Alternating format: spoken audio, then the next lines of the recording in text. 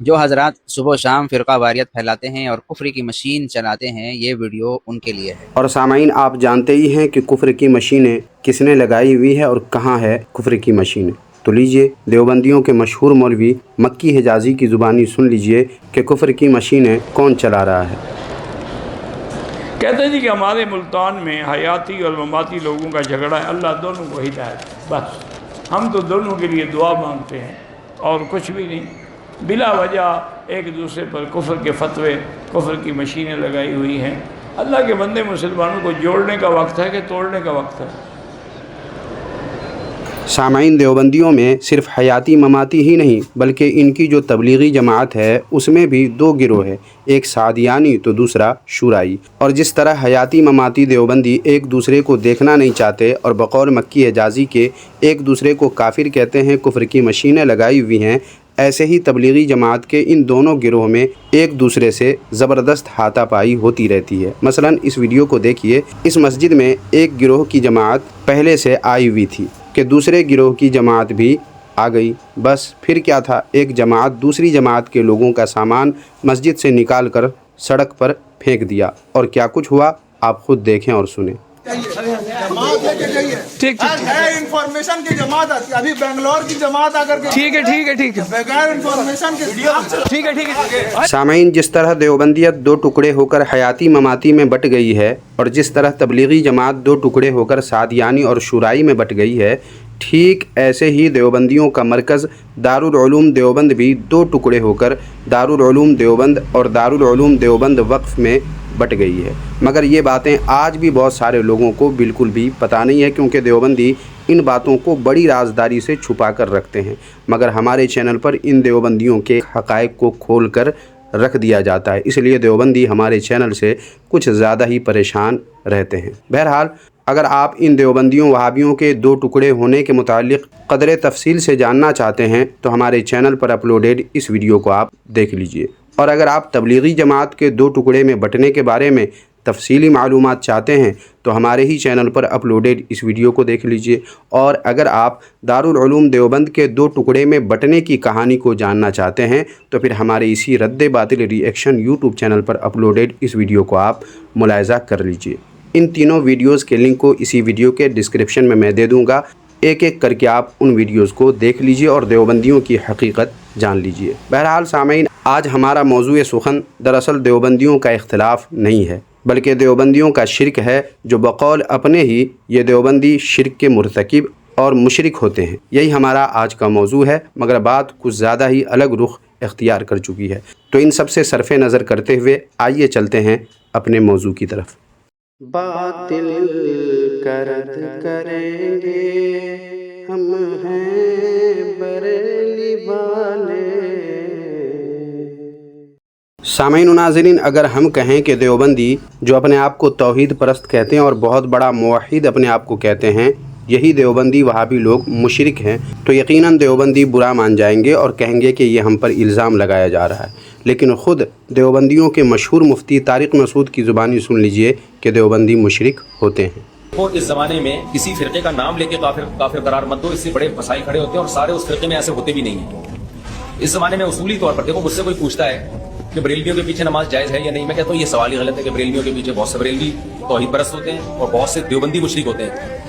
حقیقت ہے، آپ جب گہرائی میں گھسو گے تو آپ کو بعض چیزوں میں دیوبندیوں میں شرک نظر آئے گا۔ کتنی عجیب بات ہے سامعین و ناظرین کہ خود کو موحد اور توحید پرست کہنے والے دیوبندیوں وہابیوں کا اپنا حال اب یہ ہو چکا ہے کہ ان کے مشرک ہونے کا اعلان ان کے اپنے ہی مفتی کر رہے ہیں۔ ایسے ہی ان دیوبندیوں وہابیوں کے قبر پرست ہونے کا بھی اعلان انہی کی زبانی سن لیجئے۔ پھر اس کے بعد ہم سنیوں کو جو یہ دیوبندی وہابی لوگ مشرک کہتے ہیں اس کی تردید ان کے گھر ہی سے آپ ملاحظہ کریں گے۔ پہلے دیوبندیوں کا قبر پرست ہونا انہی سے سن لیجئے۔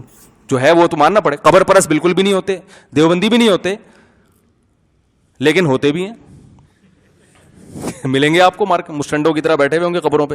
اور یہ دیوبندی وہابی لوگ کیسے مشٹنڈوں کی طرح قبروں پر بیٹھے ہوتے ہیں یہ تو آپ نے سامعین و ناظرین دیکھا ہی ہوگا، کیونکہ ہم نے بھی اپنی ایک ویڈیوز میں ایسی فوٹو ویڈیوز پیش بھی کیے ہیں، اور اگر ابھی دیکھنا ہے तो देखिए इस वीडियो को कि इसमें इस्माइल दहलवी, जिसने नबी करीम सल्लल्लाहु अलैहि वसल्लम के मुतालिक मरकर मिट्टी में मिलने वाली बात अपनी बदनामे ज़माना किताब तक़वियतुल ईमान में लिखी है, उसी इस्माइल दहलवी की कब्र है और उसकी कब्र को ये देवबंदी वहाबी लोग घेरे हुए हैं और बकौल तारिक मसूद के मुस्टंडों की तरह बैठे हुए हैं और यूं अपने कब्र परस्त होने का ये देवबंदी वहाबी लोग इजहार कर रहे हैं। और मज़े की बात यह है सामाईन कि एक मज़ार पे जाकर, जो गालिबन इमाम बुखारी रहमतुल्लाह अलैह का मज़ार शरीफ है, वहाँ जाकर ख़ुद तारिक मसूद भी बैठे हुए पकड़े गए और ये तस्वीर सोशल मीडिया पर शेयर की जा चुकी है। और वो तस्वीर ये है, इसमें आप देख सकते हैं कि कैसे वो मज़ार शरीफ पर बकौल अपने मुस्टंडों की तरह बैठे हुए हैं। तो सामाईन यहाँ तक आपने ये समझ लिया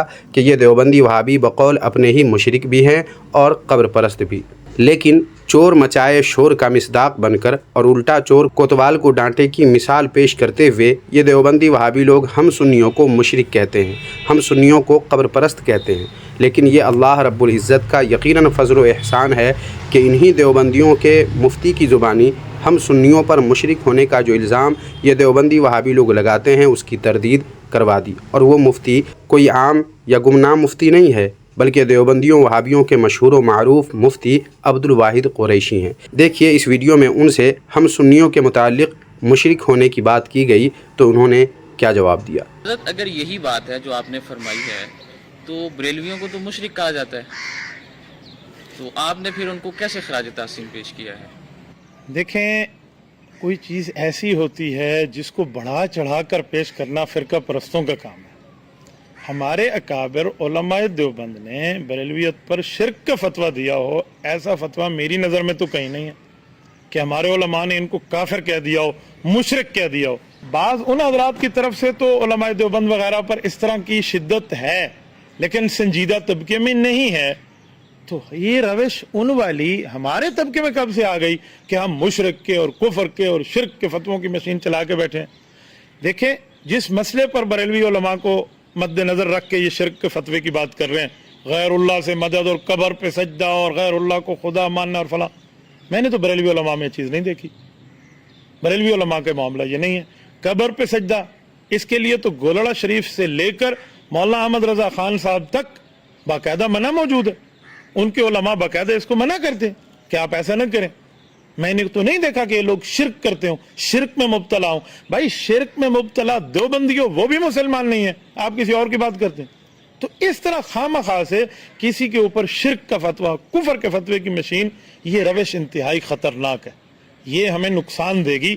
मैं कम अज़ कम इस रविश को कभी भी अच्छा नहीं कहूँगा और इस रविश की तायद नहीं। तो सुन लिया सामीन आपने, इन तमाम वीडियोज़ को और इन तमाम बयानात को, देवबंदी मुफ्तियों के बयानात को यकजा करेंगे और इसका माहसल निकालेंगे तो ये होगा कि ये देवबंदी वहाबी लोग ज़बरदस्ती हम सुन्नियों पर जो मुशरिक होने का फतवा लगाते हैं, दरअसल ये देवबंदी वहाबी लोग ख़ुद शिरक करते हैं और ख़ुद ही मुशरिक हो चुके हैं, जिसकी गवाही कोई आम नहीं बल्कि इन देवबंदियों वहाबियों के मुफ्तियों ने दी है। और हम सुन्नियों के मुशरिक न होने की गवाही भी इनके मुफ्तियों ने ही दे दी है। बाकी सामाईन नाज़रीन, इस ताल्लुक़ से आप कुछ कहना चाहें तो कमेंट बॉक्स में ज़रूर लिखें। वीडियो को लाइक करें, हाइप करें और अपने दोस्त अहबाब में शेयर करें ताकि लोगों को मालूम हो कि देवबंदी वहाबी लोग कैसे इल्ज़ाम व बहतान लगाते हैं और कैसे झूठ फैलाते हैं और कैसे हम सुन्नियों को बदनाम करते हैं और ख़ुद कैसे शिरक में मुब्तला हैं।